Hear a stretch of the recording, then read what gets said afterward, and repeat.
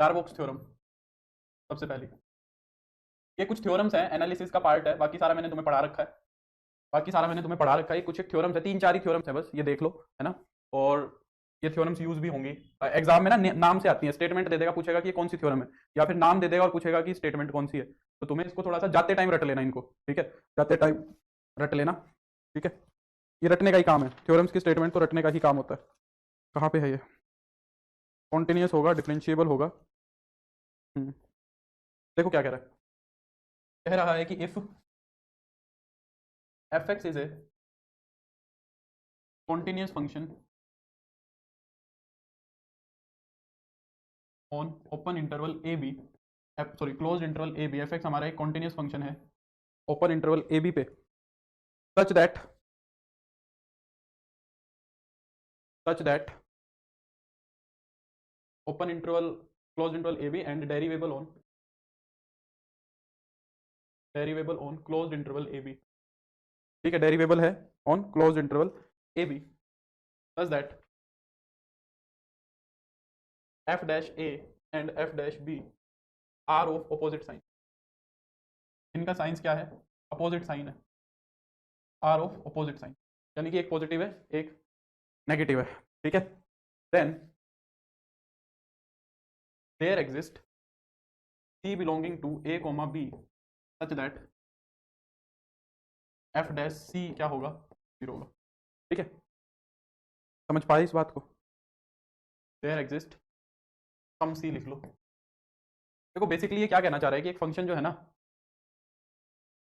Modelling के questions appendix के chapter में गिवन है, बट हमने सोचा आप कराएंगे इसलिए पूछा, नहीं वो तुम कर लेना, अगर गिवन है तो कर लेना, ठीक है नितेश। तो एफ एक्स जो फंक्शन है वो हमारा कॉन्टिन्यूस फंक्शन है और डेरिवेबल है on closed interval A B पे, ठीक है। अगर फंक्शन डेरिवेबल है क्लोज्ड इंटरवल पे, है ना, और कह रहा है कि एफ डैश ए और एफ डैश बी का क्या है? अपोजिट साइन है। एफ डैश ए और एफ डैश बी का क्या है? अपोजिट साइन है। अपोजिट साइन होने का मतलब एक बार डेरिवेटिव नेगेटिव हो रहा है और एक बार डेरिवेटिव पॉजिटिव हो रहा है, किस पे? एंड पॉइंट पे। किसी एक एंड पॉइंट पे पॉजिटिव और दूसरे एंड पॉइंट पे अगर नेगेटिव है, तो कह रहा है बीच में कम से कम एक आधा पॉइंट तुम्हें ऐसा जरूर मिलेगा, एक से ज्यादा मिल सकता है, जहां पे फंक्शन का डेरिवेटिव जीरो होगा, है ना। ये इसका प्रूफ कैसे करेगा? ये डेरिवेटिव को कॉन्टिन्यूस दिखा देगा। जो हमारे फंक्शन का डेरिवेटिव है ना, वो कॉन्टिन्यूस दिखा देगा ये। अगर फंक्शन का डेरिवेटिव कॉन्टिन्यूस हो जाएगा, है ना, अगर हमारे फंक्शन का डेरिवेटिव क्या हो जाएगा? कॉन्टिन्यूस हो जाएगा। और देखो डेरिवेबल यानी कि डिफरेंशिएबल, कि भाई उस हर एक पॉइंट के ऊपर डेरिवेटिव की वैल्यू निकालोगे तो निकल जाएगी, यही मतलब है डेरिवेबल का, और कोई मतलब नहीं है। और कह रहा है कि मान लो यहाँ पे ए है और यहाँ पे बी है, मान लो ए के ऊपर कोई पॉजिटिव वैल्यू ले रहा है और बी के ऊपर कोई नेगेटिव वैल्यू ले रहा है, अगर डेरिवेटिव फिर कॉन्टिन्यूस हो गया, तो वो कह रहा है कि कहीं ना कहीं बीच में जो फंक्शन का डेरिवेटिव है, ये डेरिवेटिव का ग्राफ है, ये एफ का ग्राफ नहीं है। समझ रहे हो ना इस बात को? ये क्या है? ये डेरिवेटिव का ग्राफ है, फंक्शन के डेरिवेटिव का ग्राफ बना रहा हूं मैं ये। तो फंक्शन का डेरिवेटिव का ग्राफ कहीं ना कहीं उसको कट करके जाएगा, एक्स एक्सिस को कट करके जाएगा। समझ रहे हो? डेरिवेटिव का ग्राफ कहीं ना कहीं एक्स एक्सिस को कट करके जाएगा, एक से ज्यादा पॉइंट पे भी कर सकता है, एक पॉइंट पे भी कर सकता है, क्योंकि कॉन्टिन्यूस है, एक जगह पॉजिटिव और एक जगह नेगेटिव है। ये ग्राफ बनाया मैंने एफ डैश एक्स का। एफ एक्स की सेंस में तो ये चीज क्या होगी?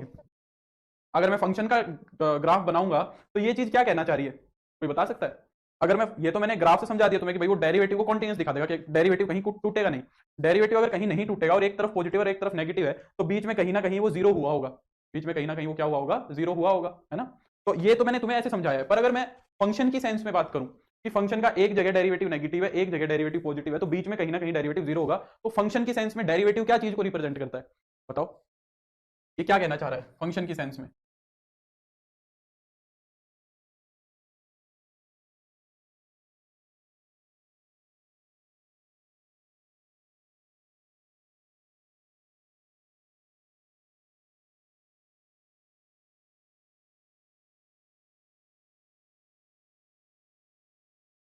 फंक्शन का डेरिवेटिव किसको रिप्रेजेंट करता है? हाँ very good Himanshu, slope of tangent को रिप्रेजेंट करता है। तो अगर डेरिवेटिव कहीं पे जीरो हो रहा है ना, तो ये कहना चाह रहा है कि कहीं ना कहीं जो टेंजेंट्स हैं वो एक्स एक्सिस के पैरेलल होंगे। टेंजेंट्स जो होंगे वो पैरेलल टू एक्स एक्सिस होंगे। पर वो तुम्हें कहां दिखेगा? वो एफ के ग्राफ में दिखेगा। वो तुम्हें एफ डैश एक्स के ग्राफ में थोड़ी ना दिखेगा, वो तो एफ के ग्राफ में दिखेगा। Tangents parallel to X axis होंगे। क्लियर हो गया? बाकी तुम्हें सिर्फ थ्योरम पता होनी चाहिए, थ्योरम रट लेना। ये डार्बोक्सिस थ्योरम है। Mean value theorem, Rolle's theorem, ये मैंने तुम्हें करा दी दोनों की दोनों, इनको दोबारा से कराने की जरूरत है नहीं, है ना। फिर इसके बाद आता है कोशीज मीन वैल्यू थ्योरम।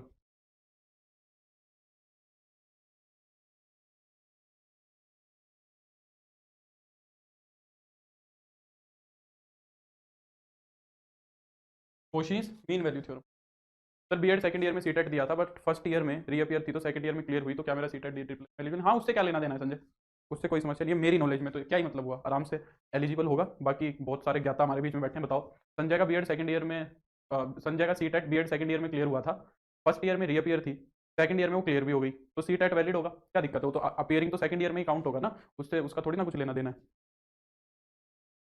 हम्म।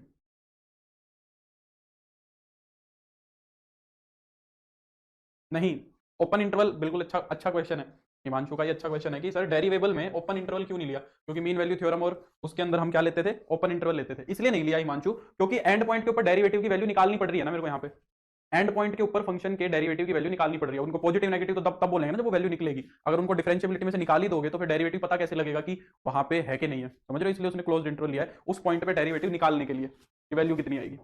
अब आती है कोशीज मीन वैल्यू थ्योरम, कहता है कि if F X and G X, if fx and gx are two functions which are पहला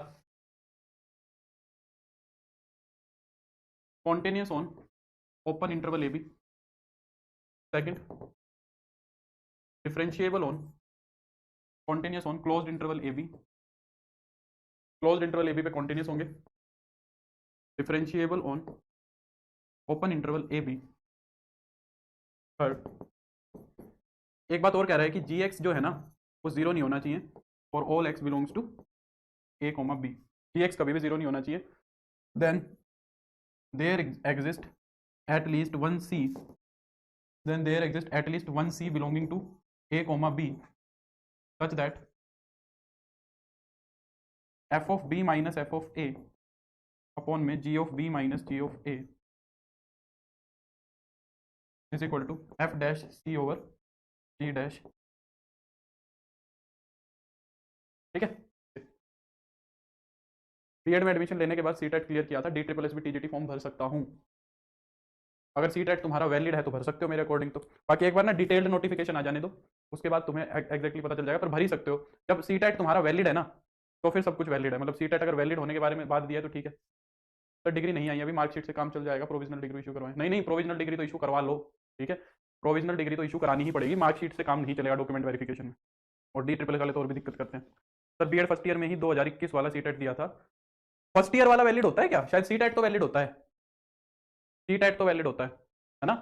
देखो सीटेट जब वैलिड है ना, अगर तब क्लियर किया है तो फिर कोई दिक्कत नहीं है, फर्स्ट में किया है अगर फर्स्ट में सीटेट वैलिड होता है तो फिर वैलिड ही होता है ना? अब जब क्लियर हुआ है तो वैलिड तो होगा शायद, है ना? वो पहले नहीं होना चाहिए बीएड से शायद। अब बीएड वाला मेरे को नहीं पता, हमारे हरियाणा का जो टेट है वो फर्स्ट ईयर में तो भर नहीं सकते, सेकंड ईयर में भर देते हैं, जो हरियाणा का एच टेट होता है फर्स्ट ईयर वाला काउंट, वो नहीं फर्स्ट ईयर वाला भी हो जाता है, बल्कि फर्स्ट ईयर वाला भी हो जाता है काउंट और सेकंड ईयर वाला भी, यहाँ तो हो जाते हैं दोनों। सीटेट का देख लो, हो ही जाते हैं शायद सीटेट वाला भी, सीटेट की मेरे को नॉलेज नहीं है ज़्यादा। तो ये मेरी कोशिश मीन वैल्यू थ्योरम हो गई।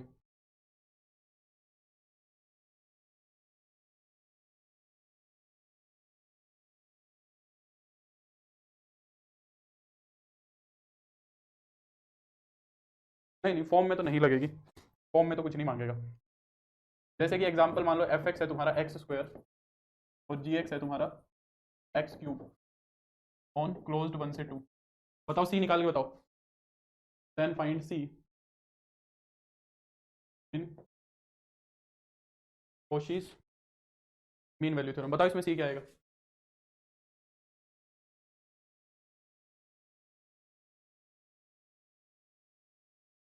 सी निकालो। हेलो अक्रम।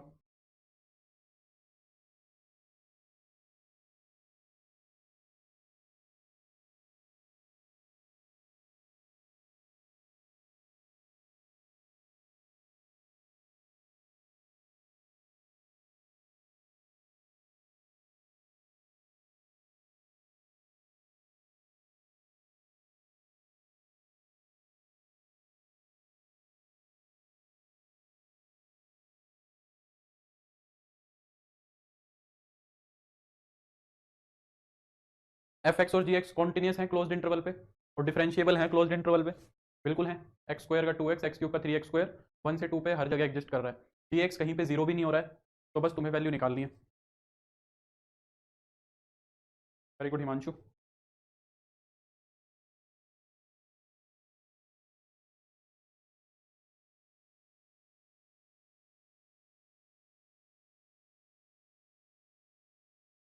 Very good Soumyadeep.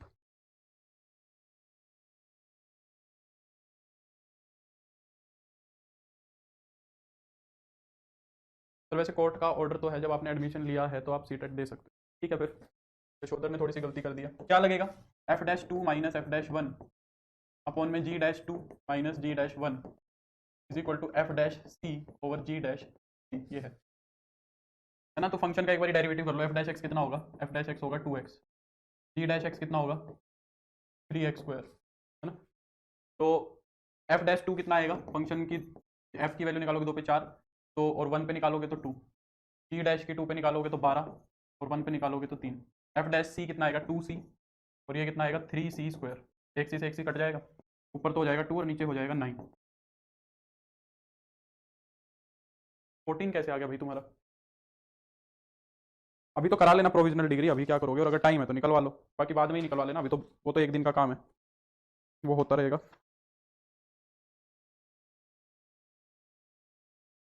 गलत कर दिया ना मैंने? थ्योरम सही लिखी थी पीछे? हाँ सही लिखी थी। F of two minus F of one है, अपॉन में G of two minus G of one आएगा। है ना, गलत ही चीज़ निकाल दी मैंने खुद ही। है ना। तो एफ ऑफ टू देखो, फंक्शन की 2 पे वैल्यू कितनी आएगी? 4। 1 पे वैल्यू आएगी 1, जी की 2 पे आएगी 8, 1 पे आएगी 1, ये लगेगा। है ना। हाँ, तो ये ऊपर तो हो गया 3 और नीचे हो गया 7, इज इक्वल टू 2/3c। तो अगर मैं क्रॉस मल्टीप्लाई कराऊँ तो ये हो जाएगा 9 और नीचे हो जाएगा 14 इज इक्वल टू 1/c। तो c की वैल्यू हो जाएगी 14/9। c की वैल्यू हो जाएगी 14/, है ना। तो ये हो गया। अब आती है हमारी टेलर्स थ्योरम।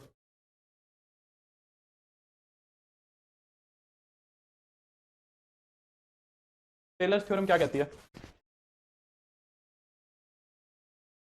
देख के ही लिखता हूँ। कहता है if a function is if a function is defined on if a function is defined on a comma a plus h is such that पहला f f dash f triple dash और f का n-1th derivative जो है are continuous on closed interval a से a plus h। पहली शर्त तो यह है कि फर्स्ट फंक्शन से लेकर n-1 ऑर्डर तक के सारे डेरिवेटिव कॉन्टिन्यूस होने चाहिए। दूसरा, एफ एन एक्स जो nth डेरिवेटिव है ये एग्जिस्ट करना चाहिए, exist on open interval a से a प्लस h पे। ओपन इंटरवल a से a प्लस h पे एग्जिस्ट करना चाहिए। अगर ऐसा होगा ना तो फिर then there exist at least one theta, कम से कम एक ऐसा थीटा मिलेगा जो 0 से 1 के बीच में होगा। ऐसा एक थीटा मिलेगा जो 0 से 1 के बीच में होगा, सच दैट कि हम फंक्शन की अगर a प्लस h पे वैल्यू निकालना चाहें ना तो उसको हम अप्रोक्सीमेट कर सकते हैं। बेसिकली हम यहाँ पे फंक्शन की अप्रोक्सीमेट वैल्यू निकालना चाह रहे हैं। जैसे कि मान लो फंक्शन की 2 पे वैल्यू पता है तुम्हें, और पर तुम 2.001 पे निकालना चाह रहे हो, है ना। तो हम क्या करेंगे, इसको 2 प्लस 0.0001 ऐसे लिख लेंगे, है ना, और फिर आगे उससे हम निकाल लेंगे। तो क्या कहता है ये? क्या एक्सपेंशन होगा तुम्हारा? एफ ऑफ ए प्लस में एच टाइम्स एफ डैश ए प्लस में h square by 2 factorial F double dash a, और ये ऐसे चलता जाएगा। ठीक है, कहाँ तक? पहले तो एच n-1 का डेरिवेटिव आएगा n-1 फैक्टोरियल, यहाँ तक तो स्मूथली चलता जाएगा, कोई दिक्कत नहीं है। फिर इसके बाद ये थोड़ा सा कचरा कर देता है, एक टर्म लिखता है nth ऑर्डर के डेरिवेटिव की। वो क्या लिखता है? प्लस में h raise to the power n 1 minus theta raise to the power n minus p। ठीक है, अपॉन में p इंटू में n-1 factorial F N A plus theta H. अब ये देखो, ये चलता तो जाएगा इनफाइनाइट तक, कहीं तक भी ले जाओ, पर आखिरी वाली जो चीज थी ना उसको इसने इसके अंदर समेट दिया। जो आखिरी वाली सारी की चीज थी n-1 आगे के ऑर्डर के जो डेरिवेटिव थे उन सबको उसने इस टर्म के अंदर समेट दिया। ठीक है, इसको हम क्या कहते हैं? ये रिमाइंडर है। ये क्या है? रिमाइंडर है टेलर्स थ्योरम का। ये क्या है तुम्हारा? टेलर्स थ्योरम का रिमाइंडर हो गया। समझे? तो तुम्हें बस इस पे नजर मार लेनी है और इसको रिमाइंडर समझ लेना है। ठीक है, ये क्या चीज है तुम्हारी? ये रिमाइंडर है। तो ये हमारी टेलर्स थ्योरम है। इसका प्रूफ भी है 2-3 पेज का, उससे तो हमें क्या ही मतलब है। हम्म।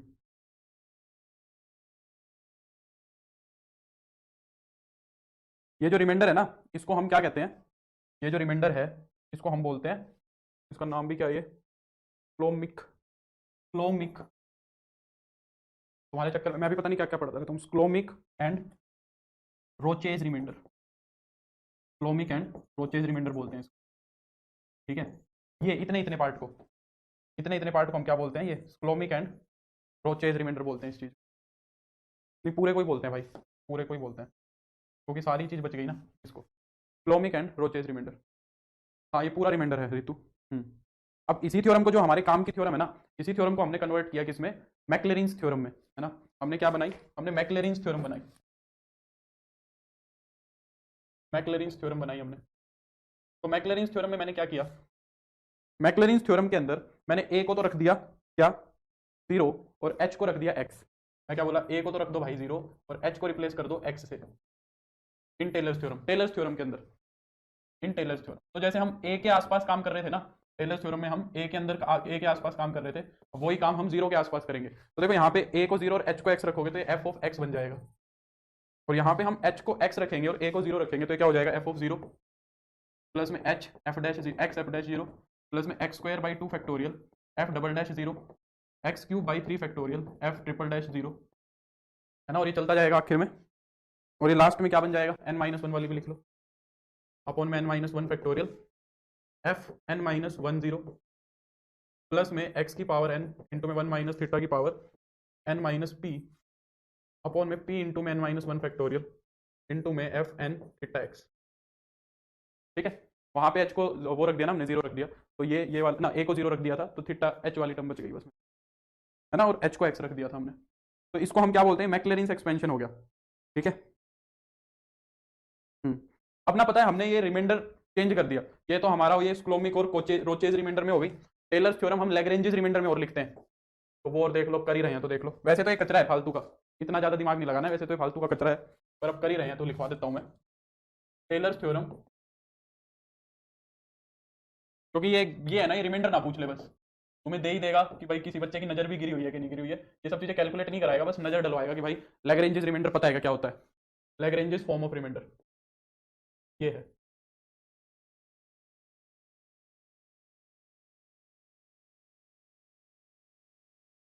देखो, तो सेम सेम स्टेटमेंट है, इफ ए फंक्शन, बस वो रिमाइंडर चेंज होगा, if a function is defined on, if a function defined on closed interval a से ए plus h is such that पहला f f dash f double dash f triple dash f N minus one th derivative are continuous functions of x on closed interval a से ए plus h. Same ही है पहला, तो Lagrange's reminder का question पूछा है, ठीक है हिमांशु, तो आया हुआ है देख लो। और क्या कह रहा है कि एफ एन एक्स जो है ना वो एग्जिस्ट करता है, एग्जिस्ट इन ए से ए प्लस एच, ए से ए प्लस एच पे एग्जिस्ट करना चाहिए। Then there exist at least one real number, at least one real number eta 0 से 1 के बीच में, such that F of A plus H क्या होगा तुम्हारा, F of A plus H F dash A plus H square by 2 factorial F double dash A N H raise to the power n minus 1 over n minus 1 factorial into में F n minus 1 th into में A plus में H raise to the power n over n factorial F N A plus theta H. अब ये तरीके की शक्ल में आ गया ना, अब ये तरीके की शक्ल में आ गया, यही आना चाहिए था ना हिसाब से, इसके बाद यही टर्म आनी चाहिए थी। तो जब ये टर्म आ जाए तो ये लैग्रेंजेस रिमाइंडर, जब सिस्टम से ही चलता जाए कि n माइनस 1 के बाद n वाला सिस्टम आ जाए तो ये होगा। नहीं नहीं, वो ओपन नहीं आएगा संजीव, वो डाउट पूछा तो था, वहां पे मेरे को एफ डैश ए और एफ डैश बी की वैल्यू निकालनी पड़ेगी ना, तो उसके लिए हमें उसको क्लोज में ही रखना पड़ा। ठीक है, ये वाला जो हो गया ये तुम्हारा क्या हो जाएगा, इसको बोलेंगे लैग्रेंजेस रिमाइंडर, इसको हम क्या बोलेंगे, लैग्रेंजेस रिमाइंडर बोलेंगे। ठीक है, अब मैक्लेरिन्स थ्योरम अगर तुम्हें सेम करनी है इसी के अंदर, सेम यही और मैक्लेरिन्स थ्योरम, अगर मैक्लेरिन्स थ्योरम तुम्हें किसके लिए निकालनी है, लिखवा देता हूं चलो मैं, सेम वही बात है, अगर मुझे मैक्लेरिन्स थ्योरम बनानी है, Maclaurin's theorem with Lagrange's reminder,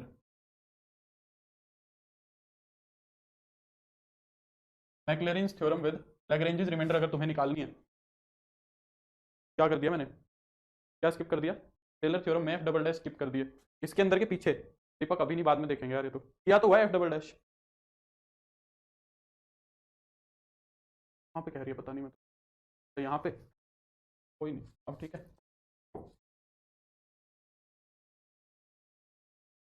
ठीक है, तो हम क्या कहेंगे कि पुट ए की वैल्यू तो रख दो 0 और एच की वैल्यू रख दो x, ठीक है। तो ये क्या बन जाएगी हमारी एफ ऑफ एक्स आ जाएगा यहाँ पे, ये हो जाएगा F of zero plus X F dash zero plus X square by two factorial F double dash zero, ऐसे चलते चलते एक्स की power N minus one over N minus one factorial F double dash sorry F N minus one S order का derivative zero plus H की power N over N factorial F double F N H derivative में क्या आ गया theta x आ गया। ठीक है,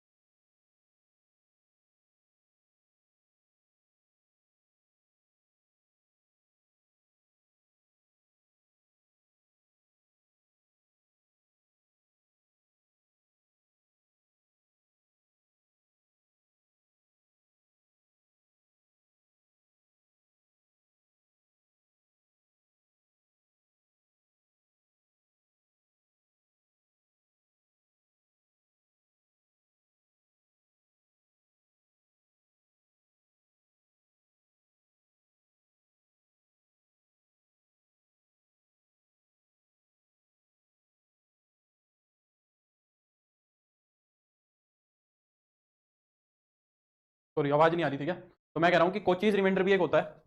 कोचीज reminder में हम क्या करते हैं, कोचीज रिमाइंडर के अंदर हम क्या करते हैं, हम जो ये क्लोमिक और रोचेज रिमाइंडर था ना उसके अंदर पी की वैल्यू को वन ले लेते हैं बस। ठीक है, उसके अंदर हम क्या ले लेते हैं, पी की वैल्यू को वन ले लेते हैं। यहाँ पे पी की वैल्यू को क्या रख दोगे, वन रख दोगे, तो ये वन हो जाएगा यहाँ पे। ठीक है, तो तुम्हारा ये बन जाएगा। और अगर इसी के अंदर तुम्हें कोचीज रिमाइंडर में क्या बनानी है, मैक्लरिन्स बनानी है, तो वो हो जाएगी तुम्हारी क्या, f of x is equal to f of zero plus h x into f dash zero, ऐसे चलती जाएगी प्लस में n minus one over f N minus one zero h की पावर एन इंटू में one minus theta raise to the power N minus one over N minus one factorial into में f n th a plus theta h sorry theta x.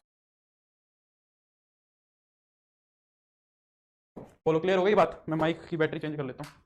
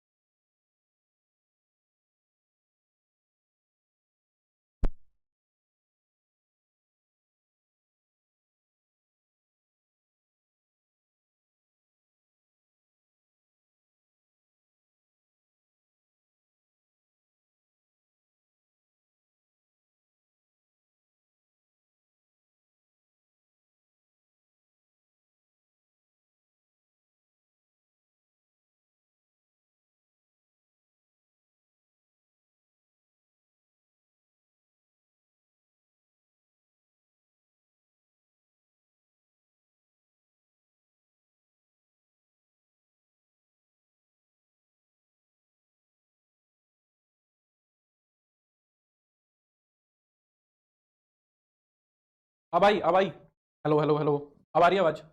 मैं कह रहा हूँ कि यहाँ से क्वेश्चन जो पूछ रहा था वो हमने दिन में किया ही था, आसान ही क्वेश्चन था, पर आज जो हम ये कर रहे हैं इसका पर्पज ये है कि इसके अंदर से हमें रिमाइंडर्स पता होने चाहिए। ये जो रिमाइंडर्स हैं पता होने चाहिए। हमने तीन तरीके के रिमाइंडर किए हैं। सबसे पहले तो किया था रोचेज और स्लोमिक वाला, फिर हमने किया था लेग्रेंजेस वाला, और फिर ये कोशीज वाला। तो ये तीनों चीजें पता होनी चाहिए यहाँ से मोटी मोटी। अभी भी नहीं आ रही?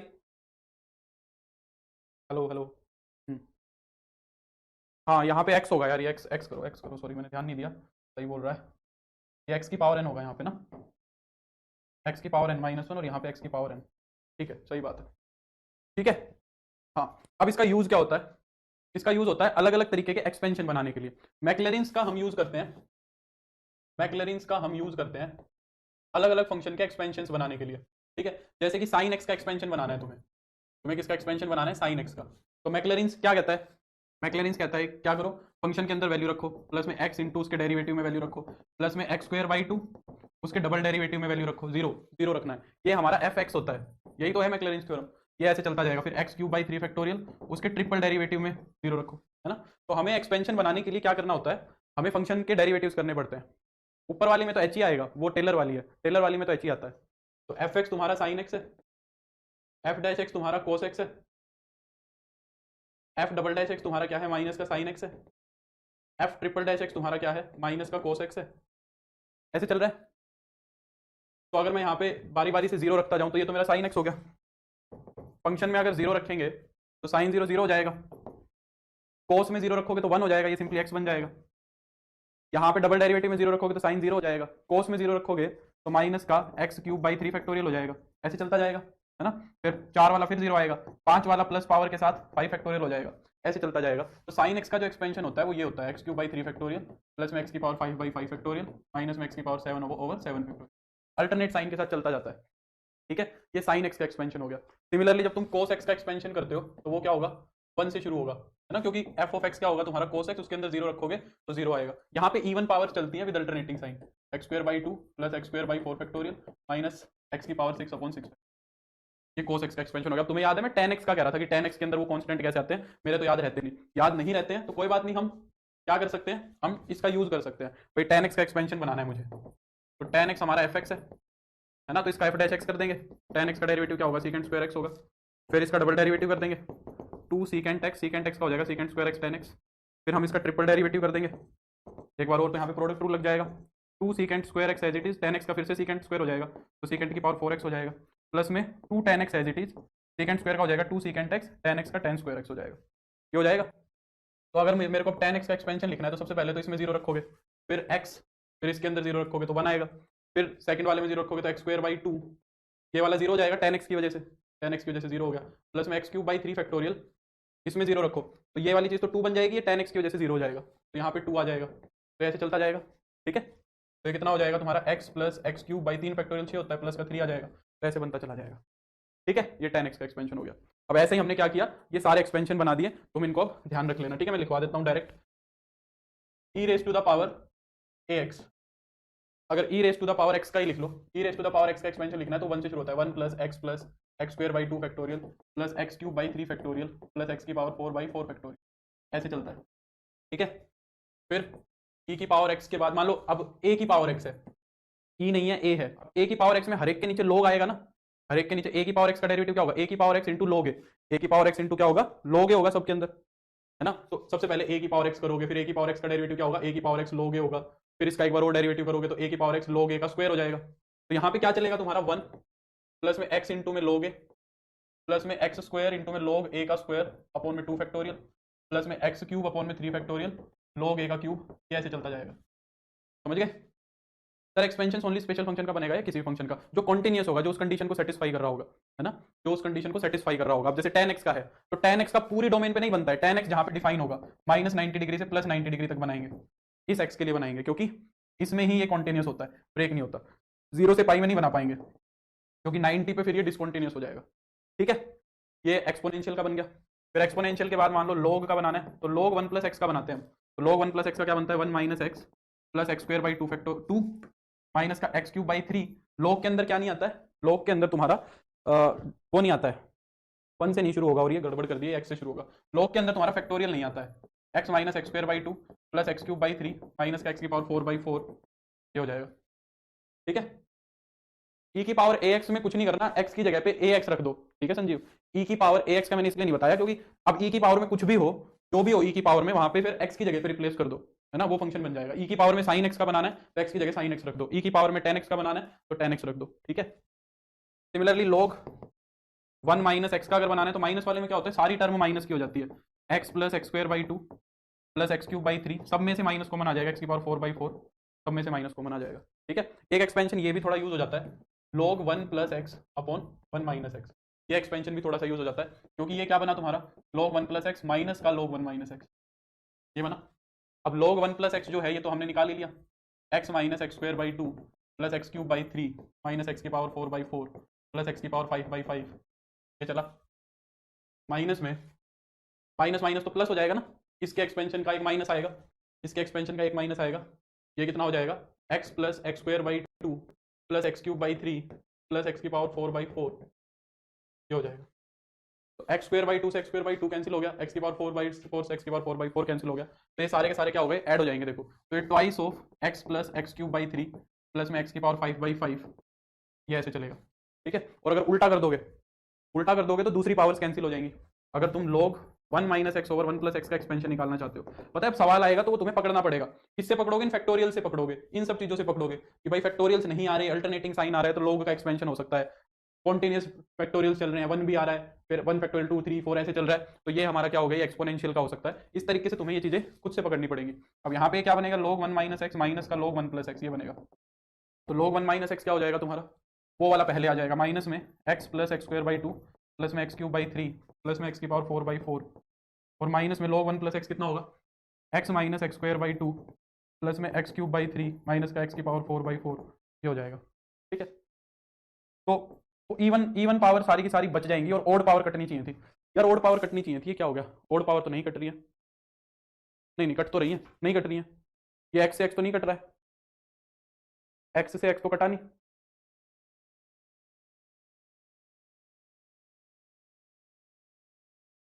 एक्स से एक्स तो कटा नहीं, ये क्या चक्कर है? हुँ? नहीं कटेगा क्या एक्स से एक्स?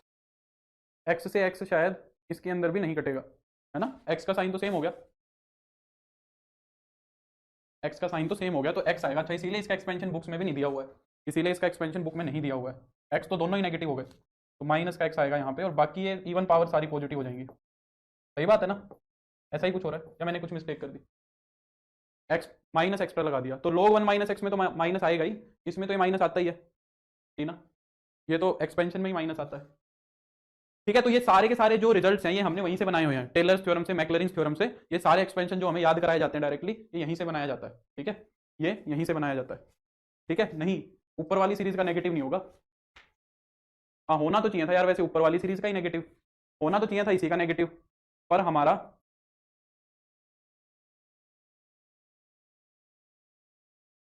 मैंने कुछ गड़बड़ तो किया यार, ऐसा तो मुझे लग रहा है। क्या गड़बड़ किया? कुछ गड़बड़ तो की है, हिसाब से तो इसी का नेगेटिव आना चाहिए था, बस इस वाली सीरीज का नेगेटिव आना चाहिए था। क्यों नेगेटिव आना चाहिए था? क्योंकि log 1 minus x upon 1 plus x को मैं क्या लिख सकता हूँ, माइनस का log 1 plus x upon 1 minus x, ये लिख सकते हैं।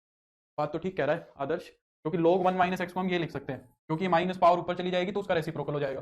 पर अगर मैं यहाँ पे ऐसे कर रहा हूँ तो फिर ये कट क्यों नहीं रहा है? अच्छा अच्छा कट रहा है, मुझे ही नहीं दिख रहा है, कट रहा है, मुझे दिख नहीं रहा था अभी तक। यहाँ पे माइनस का एक्स स्क्वायर बाई 2 बनेगा, यहाँ पे minus minus plus X square by 2 बनेगा। सही बात है, सही बात है। तो एक्स क्यूब बाई 3 माइनस का एक्स की पावर 5 बाई 5, यही पावर्स बचेंगी, बात सही है। इन सब में से माइनस कॉमन आ जाएगा, x plus X cube by 3 plus में एक्स की पावर 5 बाई 5, ये हो जाएगा। ठीक है समझ गया। तो ये था तुम्हारा सीक्वेंस सीरीज, अब ये इधर उधर घुमा फिरा के सारी हो गई है ना? होता है या और करना है? वो सुबह वाली शीट के आगे क्वेश्चन कराऊं या बस कर दे खत्म क्लास को? बताओ, अगर कहो तो 2-4 क्वेश्चन में उसके कराऊं, नहीं तो फिर हम आगे चल मैं मतलब खत्म करते हैं क्लास को, करा दूं उसके 2-4 क्वेश्चन जो हम सुबह कर रहे थे?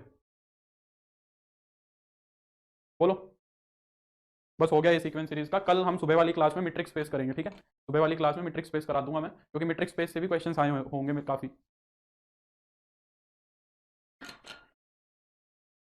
और अगर एक छोटा सा ब्रेक मारना चाहो, अगर एक छोटा सा ब्रेक मारना चाहो तो मैं पहले कॉनिक सेक्शन करा दूं, तो मतलब क्या बोलते हैं कि मैं बोल रहा हूँ कि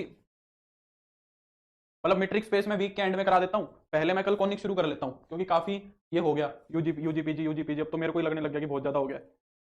क्या कहते हो? कहाँ तक किया था मैंने? ये क्वेश्चन भी हो गया था, ये भी हो गया था, ये भी हो गया था, नहीं नहीं ये नहीं हुआ था, ये यहाँ से नहीं हुआ था। हाँ इस वीक ये वाला देखो क्या कह रहा है, जैसे देखो टेलर सीरीज का ही क्वेश्चन आ गया पहला, which condition is not required in checking Taylor's theorem. Taylor's theorem के अंदर, है ना, पहले हम कल स्ट्रेट लाइन शुरू करेंगे, वो मैं जल्दी जल्दी भी करा दूंगा, उसमें ज़्यादा नहीं होगा। Which condition is not required for checking Taylor's theorem. Taylor's theorem में हम क्या नहीं चेक करते? देखो n minus one derivative continuous होना चाहिए, बिल्कुल देखी थी ये condition. There exist a real number between A and B, ये भी देखी थी, वो थीटा एग्जिस्ट करा रहे थे ना। It's n minus one derivative derivable होने भी, बिल्कुल ये भी कराई थी, क्योंकि उसका डेरिवेटिव यूज तो कर रहे हैं, है ना, पर बाउंडेड वाली कहीं नहीं यूज की। tan x का एक्सपेंशन लिख रहे हैं, वन बाउंडेड होता है, tan x का एक्सपेंशन यूज करते हैं ना, वो तो बाउंडेड होता भी नहीं है। Next, which of the following is not the application of Taylor series, ये मैंने करा दिया था, फ्लो एनालिसिस वाला सुबह रिपीट है। The sequence given by in the interval is bounded, ये भी हो गया था। हाँ ये भी हो गया था। tan x कहाँ पे डिफाइन होगा? -90 से +90, जो मैं अभी बता रहा था तुम्हें, है ना। नेक्स्ट, सुप्रीम, ये तो करा दिए थे मैंने, हाँ यहाँ तक कराए थे मैंने, ये लास्ट क्वेश्चन कराया था। इससे आगे देखो, पिक द रॉन्ग स्टेटमेंट, गलत स्टेटमेंट पिक करनी है। Any real Koshi sequence is convergent. ये बात तो सही है, मैंने बताई थी ना, रियल कोची सीक्वेंस कन्वर्जेंट होती है, तो थ्योरम थी इफ एंड ओनली इफ वाली। Any Cauchy sequence is bounded, convergent है तो बाउंडेड भी होगी, ये भी सही है। Any convergent sequence is Cauchy, ये भी बात सही है, तो बच गई है। In every real bounded monotonic sequence is divergent. क्या कह रहा है, in real every monotonic bounded sequence divergent होगी। नहीं, अगर एक सीक्वेंस मोनोटोनिक भी है और बाउंडेड भी है तो कन्वर्जेंट होती है, ये हमने थ्योरम देखी है, तो ये बात गलत कर रहा है वो। what condition is satisfied if sequence of function f is said to be uniformly bounded, है ना। अगर यूनिफॉर्मली बाउंडेड होगा तो क्या होगा, एक ऐसा m मिल जाएगा जिससे फंक्शन हमेशा छोटा या फिर उसके बराबर होगा। बाउंडेड वाली चीज देख लो कहां पे हो रही है ना, तो ये हो जाएगा, आसान सी बात है इसमें तो। नेक्स्ट, कॉमन सेंस सबसे ज्यादा काम आएगी इन सवालों के अंदर, ठीक है, कॉमन सेंस यूज करनी है। If f is from r to r, function कहां से कहां तक है, रियल से रियल पे है, be a point which is given convergent to us, then what can we say about the sequence which is generated by its image f of a, है ना। क्या कह रहा है कि एक फंक्शन है, मतलब एक सीक्वेंस का फंक्शन जो होता है an वाले की बात कर रहा है, और ये सीक्वेंस जो है ना किसी एक पॉइंट पे कन्वर्ज भी कर रही है, ठीक है। ये सीक्वेंस मुझे क्या दी हुई है, एक पॉइंट पे कन्वर्जेंट भी दी हुई है। What can we say about the sequence in which is generated by its image f of a, f of a से वो इमेज जनरेट हो रही है, तो उसके बारे में क्या कह सकते हो, जो रेंज वाली आएगी। रेंज की बात क्या करें, तो देखो अब हमने तो देखा ही है, अगर सीक्वेंस कन्वर्जेंट होगी तो बाउंडेड तो होगी, तो पहला ही ऑप्शन ये कह रहा है कि बाउंडेड होगी, तो बाउंडेड तो होगी क्योंकि कन्वर्जेंट है। इट अगर फाइनाइटली, वो बार फाइनाइटली आएगा, ये तो जरूरी नहीं है, इनफाइनाइट टर्म्स होती है सीक्वेंस के अंदर। It is convergent, f of a के बारे में कह रहा है, इट इज डाइवर्जेंट, तो बाउंडेड वाला f of a के बारे में हम कह सकते हैं कि ये पक्का बाउंडेड होगा, क्योंकि कन्वर्जेंट है तो फंक्शन ऐसी वैल्यू नहीं देगा, सीक्वेंस से ऐसी वैल्यू नहीं निकलेगी जो इनफाइनाइट आएगी finite. Let f be a sequence of bounded functions and series given by is uniformly continuous to some functions। ये सीक्वेंस ऑफ फंक्शन का सवाल है, इसको होल्ड पे रखो भाई। सीक्वेंस ऑफ फंक्शन मैंने अभी तक तुम्हें नहीं पढ़ाया, ठीक है, इसको होल्ड पे रखो। What is the limit point of the sequence, इस सीक्वेंस का लिमिट पॉइंट क्या है। देखो क्या क्या पढ़ाऊं मैं, सीक्वेंस ऑफ फंक्शन भी आ रहा है, सीक्वेंस ऑफ फंक्शन तो एमएससी में आता है, और फिर ये यूट्यूबर कहते हैं कि DSSS में 11वीं 12वीं का सिलेबस कर लो, इससे बाहर कुछ नहीं आएगा। कुछ तो 9वीं 10वीं का भी कहते हैं। तुम्हें 9वीं 10वीं का एक भी सवाल दिखा है पूरे पेपर में, 2021 का पेपर उठा के देखो, क्या एक भी 9वीं 10वीं का सवाल है। सीक्वेंस ऑफ फंक्शन एमएससी का टॉपिक आ रहा है टीजीटी के पेपर में, 9वीं 10वीं पढ़ने का क्या मतलब है। फंक्शन सीक्वेंस क्या है, कांस्टेंट सीक्वेंस है, कांस्टेंट सीक्वेंस है तो 1 आएगा। बच्चे मिसगाइड होकर 9वीं 10वीं 11वीं 12वीं करके उनके समझ में भी नहीं आएगा पेपर में आया क्या था। जब तो लास्ट टाइम भी बच्चों की वो भी कट ऑफ नहीं होती, 300 सीट जब तो खाली गई थी। Every bounded sequence with a unique limit point, bounded sequence से लिमिट पॉइंट अगर यूनिक है तो फिर वो कन्वर्जेंट ही होगी, ठीक है। रिजल्ट्स हैं, डायरेक्ट रिजल्ट्स हैं जो हमने पढ़े हैं, सीधे सीधे रिजल्ट्स हैं, सीधी सीधी थ्योरम्स हैं। Any non empty set R which is bounded above has a least upper bound, जो बाउंडेड अबव होगा उसके पास लीस्ट अपर बाउंड होगा। शुरुआत की थी जब सीक्वेंस की, सबसे पहले लीस्ट अपर बाउंड और ग्रेटेस्ट लोअर बाउंड ही बताए थे, अगर तुम्हें याद हो तो। Find the middle term of an AP, it is given that the sum of 3 numbers in AP is 15। क्या कह रहा है कि मिडल टर्म बताओ, अगर 3 नंबर एपी के ऐसे हैं जो किसके अंदर हैं, 3 नंबर ऐसे हैं जो एपी के अंदर है, तो बीच वाला बताओ क्या होगा। तो क्या मानना है, a माइनस डी, ए और a प्लस डी, ये मान लो। एपी के अंदर ऐसे ही एज्यूम करना सिखाया था ना मैंने, a माइनस डी, ए और a प्लस डी, ये मान लो 15। तो d से d तो कट जाएगा, 3a कितना हो जाएगा, 15 हो जाएगा, a की वैल्यू कितनी हो जाएगी, 5 हो जाएगी, है ना। Saumya good evening. Next, the set of limit points of a sequences, है ना। सीक्वेंस के लिमिट पॉइंट का सेट क्या होता है, वो क्लोज्ड होता है। ये एक नया रिजल्ट है जो हमने नहीं देखा है ना। लिमिट पॉइंट का सेट जो होगा सीक्वेंस का, वो एक क्लोज्ड सेट होगा, इसको ध्यान रखना, ठीक है। लिमिट पॉइंट्स जो होंगे सीक्वेंस के, उनका जो सेट बनाएंगे वो क्या मिलेगा, हमेशा एक क्लोज्ड सेट मिलेगा, ये बात ध्यान रखना, ये नहीं बताया मैंने। लिमिट पॉइंट, इसका लिमिट पॉइंट बताओ, चलो इसका लिमिट पॉइंट बताओ। क्या कह रहा है, 1 0 2 1 0 2 1 0 2, तो 1 भी इनफाइनाइट बार आएगा, तो 1 के अबाउट भी इनफाइनाइट टाइम्स हो जाएंगे, 1 इनफाइनाइट बार, 0 भी इनफाइनाइट टाइम्स हो जाएगा, 2 भी इनफाइनाइट टाइम्स हो जाएगा, है ना। तो इन तीनों के ही नेबरहुड में इनफाइनाइट टर्म्स आएंगी, तो ये कितनी हो जाएगी, 1 0 2 हो जाएगी। Next, the necessary and sufficient condition for Taylor's theorem is that f is not differentiable, ये तो एकदम गलत बात है। f is continuous. The necessary and sufficient condition for Taylor's theorem is that f has higher derivatives. अच्छा, अगर ये कह रहा है कि फंक्शन के पास हायर डेरिवेटिव्स हो गए, एक तरीके से तो ये सारी बातें सही है, देखो एक तरीके से तो ये सारी बातें सही है, हाँ, जब तक 1 साल नहीं हो जाएगा नीति का, जब से बैच शुरू हुआ था उससे 1 साल, हाँ, सितंबर तक। f इज नॉट डिफरेंशिएबल, ये तो नहीं हो सकता, f डिफरेंशिएबल होना चाहिए, तो गलत है। और फंक्शन कॉन्टिन्यूअस तो होना चाहिए और f एग्जिस्ट भी करना चाहिए। और ये दोनों बातें, अगर हायर डेरिवेटिव आ रहा है, अगर फंक्शन का हायर डेरिवेटिव आ रहा है, तो फिर ये दोनों बातें तो पहले हुई होंगी, क्योंकि यही नहीं हुई होंगी तो ये कैसे होगा। तो हायर डेरिवेटिव मिलेंगे तो ये दोनों चीजें अपने आप उसी के अंदर इंक्लूड हो जाएंगी, ठीक है। Next, Which one of the following function contains odd term in the expansion of Taylor series? देखो अभी मैंने बताई है, odd term किस में मिलेंगी। cos x स्क्वायर का एक्सपेंशन कैसे लिखोगे, 1 माइनस एक्स स्क्वायर का स्क्वायर बाई 2 फैक्टोरियल प्लस में x स्क्वायर की पावर 4 ओवर 4 फैक्टोरियल, तो इसमें तो इवन पावर्स आएंगी। sin x का एक्सपेंशन क्या बताया, x से शुरू होगा, तो x क्यूब अपॉन 1 फैक्टोरियल, ये x क्यूब नहीं है, ये x है बस, उसकी जगह x क्यूब लिखा है, फिर x क्यूब की पावर 3 अपॉन में 3 फैक्टोरियल, तो देखो इसमें odd पावर्स दिख रही है ना, 3 9, ये हो जाएगा। यहाँ पे एक्स स्क्वायर लिखोगे तो फिर इवन हो जाएगी, और कोस में क्यूब लिखोगे तो वो भी इवन ही होंगी, ठीक है। ये तो जो हमने अभी अभी किया है उसमें से आगे, ठीक है। कैलकुलस नहीं है, सीक्वेंस सीरीज के ही सवाल हैं Aditya. Next, pick the true statement. Series always converges to a finite number. Series हमेशा फाइनाइट नंबर को ही कन्वर्ज करती है। Every convergent sequence is a Cauchy sequence, ये बात सही है। पहली बात में भी क्या ही गलत लग रहा है, सीरीज जो है वो हमेशा फाइनाइट नंबर को कन्वर्ज करती है। सीरीज इनफाइनाइट नंबर को कहाँ कन्वर्ज करती है? अगर सीरीज कन्वर्ज कर रही है तो फाइनाइट नंबर को ही करेगी। मेरे को तो उसमें भी कोई गलत नहीं लग रहा। Every convergent sequence is not bounded, bounded होगी। No Cauchy sequence is convergent, सारी होंगी। पहली में क्या दिक्कत है? Series always converges to a finite number. ऐसे ही क्वेश्चन होंगे, ऐसे ही होंगे। नितेश कह रहा है देख के ऐसा लग रहा है कि सिलेक्शन हो जाएगा, तो और क्या मिलेगा? यही मिलेगा। The infinite series diverges to, देखो नेगेटिव में बढ़ती जा रही है, नेगेटिव में बढ़ती जा रही है, तो इन सबको जोड़ दोगे, जोड़ दोगे तो क्या हो जाएगा? नेगेटिव इन्फिनिटी आएगा। डाइवर्जेंस की सेंस में शायद, तो डाइवर्जेंस की सेंस में तो फिर डाइवर्जेंस ही लिखे ना, है ना। तीन कन्वर्ज लिख दिया तो कन्वर्ज का मतलब ये होता है। पर वो दूसरे वाला जो रिजल्ट है वो ज्यादा एग्जैक्ट है, तो इसलिए वो सही मार दिया। Let L be the limit point of the sequence A, then there exists a subsequence B of the sequence A which is converged to L। ये थ्योरम क्या कह रहा है? कह रहा है कि L एक लिमिट पॉइंट है A सीक्वेंस का, तो कह रहा है B एक सब सीक्वेंस है, तो B अगर सब सीक्वेंस है तो लिमिट पॉइंट पे कन्वर्ज करेगी, है ना। ये 2-3 बार आ चुकी है बात कि एक सीक्वेंस का जो लिमिट पॉइंट होता है उसके ऊपर कन्वर्ज करने वाली एक सब सीक्वेंस जरूर मिलेगी, ये बात ध्यान रखनी है। Next, find the limit point of the sequence. ये 1 के पास इकट्ठी हो जाएगी जाके सारी की सारी, है ना। Next, the infinite series cos 1/n where n goes from 1 to infinity is. अब इसको डाइवर्जेंट शो कर सकते हो क्या? इसको डाइवर्जेंट शो कर सकते हो cos 1/n को? बताओ कैसे करोगे डाइवर्जेंट? बड़ा आसान है, बहुत आसान है। कैसे करोगे इसको डाइवर्जेंट शो? बताओ। 3 सवाल हो रहे हैं फिर खत्म हो जाएगी। इसको डाइवर्जेंट कैसे शो करोगे बताओ?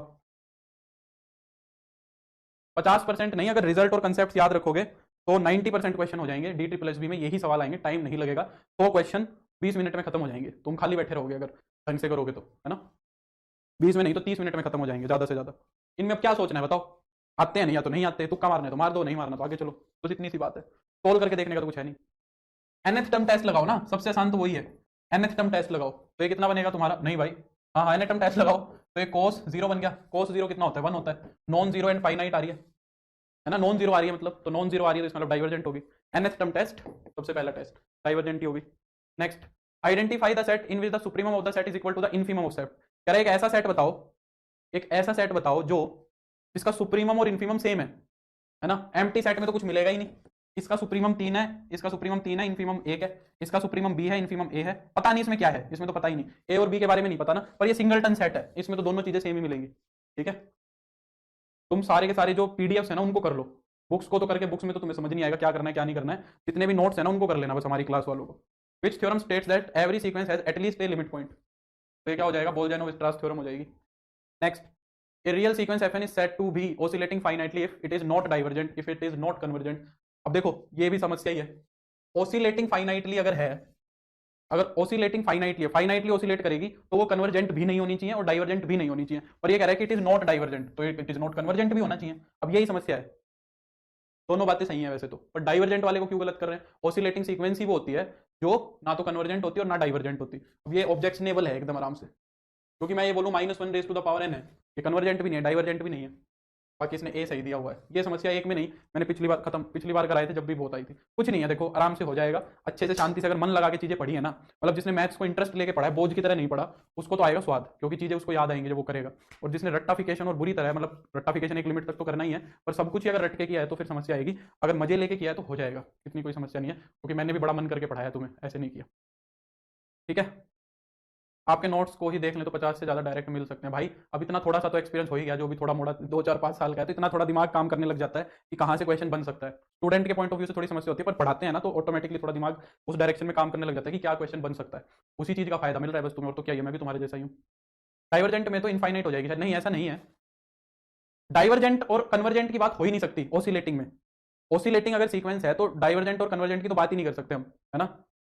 हाँ, जो सीक्वेंस ना तो कन्वर्ज करे और ना ही डाइवर्ज करे उसको ऑसिलेटिंग बोलते हैं हम। तो यहाँ पे इन्फिनिटी और प्लस इन्फिनिटी की तो, मतलब डाइवर्जेंट और कन्वर्जेंट की तो बात ही नहीं है कि अगर वो डाइवर्जेंट होगी तो इनफाइनाइट तक जा सकती है ना। तो चलो फिर आज के लिए बस इतना ही, कल मिलते हैं। कल हम सुबह स्ट्रेट लाइन करेंगे 11वीं वाला, ठीक है, और फिर हम आगे बढ़ेंगे। cos 1/n is less than 1/n, इसका वो करके देखना पड़ेगा यार, cos x और x में क्या रिलेशन होता है। नहीं नहीं नहीं नहीं, cos x तो बड़ा होता है भाई, cos 1/n is greater than 1/n। 1/n छोटा होगा संजीव, 1/n छोटा होगा, 1/n बड़ा नहीं होगा, है ना। cos 1/n is less than 1 होगा। चलो तो bye, take care, good night, see you tomorrow morning, bye. दिन के 3.5 घंटे तुम्हारे साथ निकलते हैं मेरे, देख लो, बाय।